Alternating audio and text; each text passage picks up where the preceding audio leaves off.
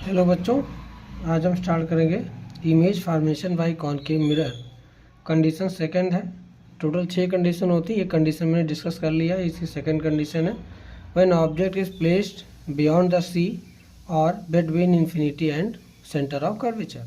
ठीक है, तो ये है आपका कॉनकेव मिरर। तो मैंने यहाँ पे कॉनकेव मिरर बनाया है। ठीक है, अब हम इसको करेंगे यहाँ पर पॉलिश, क्योंकि पॉलिश करना ज़रूरी होता है। पॉलिश करने से क्या होगा, मीडियम डार्क हो जाएगा। रिफ्लेक्शन केस में मीडियम डार्क होना चाहिए। ठीक है, ये एक लाइन है जिसको हम लोग बोलते हैं प्रिंसिपल एक्सिस। ठीक है, ये होता है पोल, इधर हो जाएगा फोकस और ये हो जाएगा सेंटर ऑफ कर्वेचर। ये लाइन सी और पी को जो लाइन जोड़ती है, इसी को हम लोग प्रिंसिपल एक्सिस बोलते हैं। When object placed beyond the C, तो अब हम क्या करेंगे, बियॉन्ड द सी मतलब सी के पीछे, यहाँ आपका इन्फिनिटी होगा। ठीक है, तो इसके पहले वाले केस में हम फ्रंट पे रखते थे, यहाँ हम प्रिंसिपल एक्सिस के ऊपर रखते हैं अब सारे केस में। ठीक है, तो ये मेरा कोई ऑब्जेक्ट है, बिल्कुल सीधा आपको बनाना है। ठीक है, अब रेज अगर पैरेलल आएगी, ठीक है, तो क्योंकि यहाँ कॉनकेव मिरर है, यहाँ रेज स्ट्राइक करेगी, स्ट्राइक करने के बाद रिफ्लेक्ट होगी। तो रेज अगर पैरेलल आती है, प्रिंसिपल एक्सिस के पैरेलल अगर आती है रेज, तो वो फोकस से जाती है। ठीक है, अब इमेज बनाने के लिए कम से कम 2 रेज का मीट होना ज़रूरी है। तो एक रेज यहाँ से फोकस पे भी आ सकती है। ठीक है, मान लीजिए एक रेज फोकस पे आ रही है। ठीक है, यहाँ फोकस पे आई है, तो जो रेज फोकस से आती है वो पैरेलल चली जाती है। ठीक है, तो मान लो यहाँ पर ये पैरेलल चली गई। ठीक है, तो अब देखो यहाँ पर ये इंसिडेंट रेज है I1 और ये है आपका रिफ्लेक्टेड रेज R1।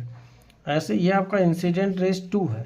ठीक है, और ये आपका रिफ्लेक्टेड रेज 2 है। तो देखो R1 और R2 रिफ्लेक्टर्स कहाँ मीट कर रही हैं, यहाँ पे मीट कर रही हैं, यहीं पे आपका इमेज बन जाएगा। अब इमेज कहाँ से लेंगे, तो ये प्रिंसिपल एक्सिस है। अब प्रिंसिपल एक्सिस से हम इस लाइन को ऐसे मिला देंगे। मतलब मान लीजिए यहाँ पर इस तरीके से आपने पेन रखा था। ठीक है, ऐसे आपने पेन रखा है, तो अब ये पेन आपको ऐसे दिख रही है। ठीक है, छोटी हो जाएगी। तो इस तरीके से हम सेकंड का इमेज फॉर्मेशन करते हैं।